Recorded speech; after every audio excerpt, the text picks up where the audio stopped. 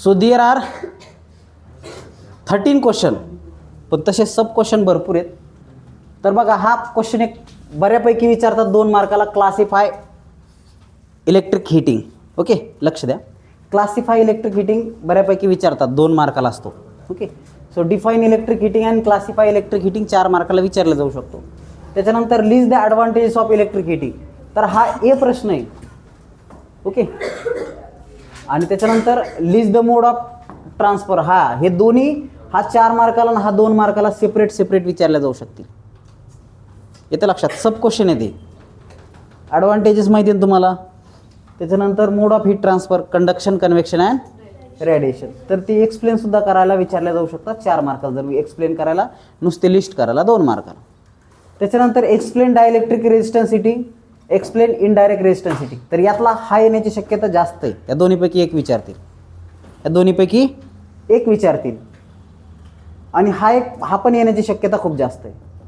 Okay, हा येण्याची शक्यता थोडी कमी आहे, लक्षात घ्या.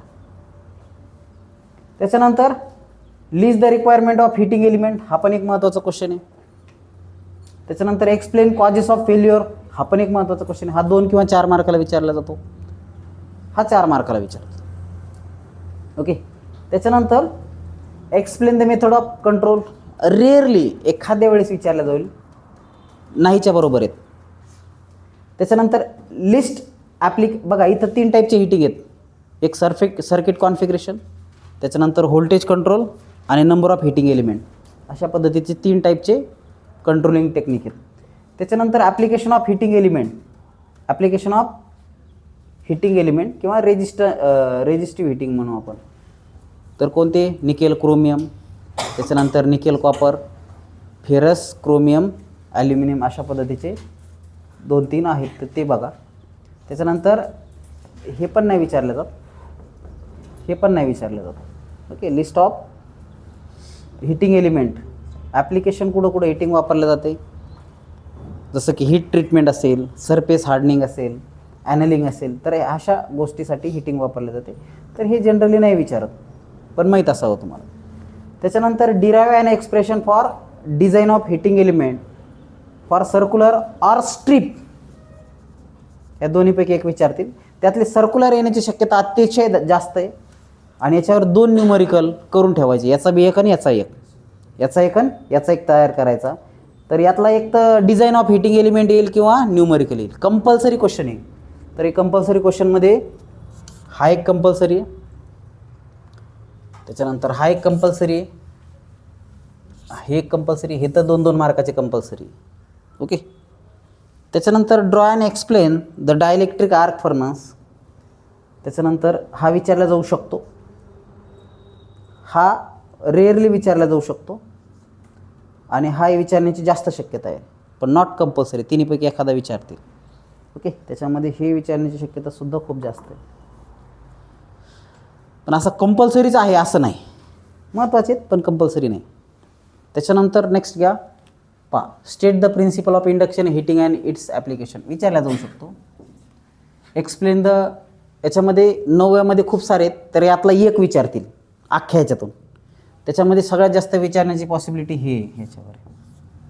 आणि हा तर 6 मार्काचा सेपरेट असेल. हा कंपल्सरी क्वेश्चन आहे, कंपल्सरी व्हर्टिकल, त्याला आपण काय म्हणतो, अजेक्स वॅट.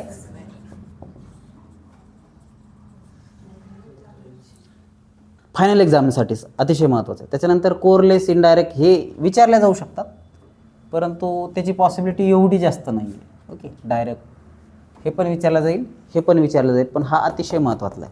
ह्या सगळ्यापैकी एकच विचारतील. पॅटर्न बनवल्या पण याच्यातून एकच येईल.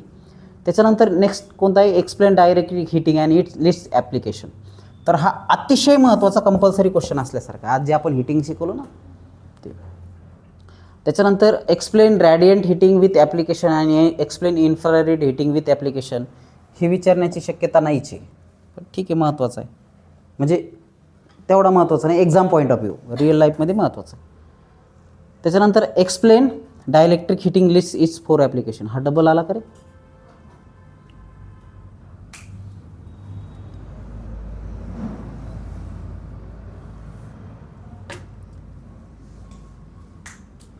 तर हे सगळं त्यातला एखादा न्यूमरिकल नाही विचारणारच नाही, आत्तापर्यंत कधीच विचारलेलं नाही, सिलेबसला पण नाही येतो. तर यापैकी तुम्ही अतिशय महत्त्वाचे जे क्वेश्चन आहेत, 1 2 त्याच्यानंतर हे 3 हे 2 हे 1, हे प्रश्न चांगले करून ठेवा. लक्षात चांगले करून ठेवा आणि लिहून तर सगळेच आणा. ओके, लिहून तर सगळेच आणा, पण हे क्वेश्चन चांगले करून ठेवा. ते परीक्षेमध्ये फायनल एक्झामिनेशनमध्ये विचारले जातील. मी इथं ह्या एक्झामला कोणतं विचारेल, पण फायनल एक्झामला ह्यापैकीच क्वेश्चन फिरून फिरून असतात. येतं लक्षात? ओके.